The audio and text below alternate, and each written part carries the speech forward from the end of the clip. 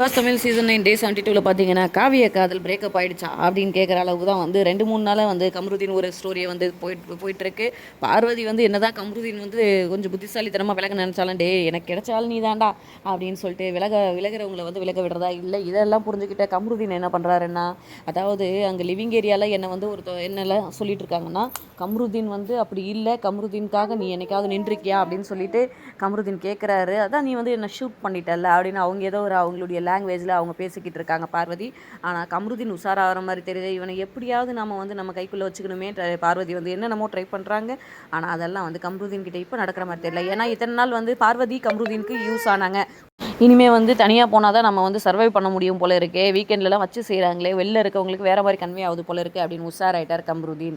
நீ என்ன தான் நினச்சாலும் கேம் சேஞ்சரே நான் தான், இது வரைக்கும் கண்டென்ட் கொடுக்க போகிறதும் நான் தான், போயிட்டு ஒரு பக்கம் ஃபைனலில் நிற்க போகிறதும் நான் தான் அப்படின்ற மாதிரி தான் ஒரு கேம் விளையாட்டுருக்காங்க. எனக்கு வெளில என்ன பேசுகிறாங்க அதை பற்றி கவலை இல்லை, ஆனால் நான் வந்து கடைசி வரைக்கும் இருப்பேன்ற ஒரு தைரியத்தில் பார்வதி இருக்காங்க.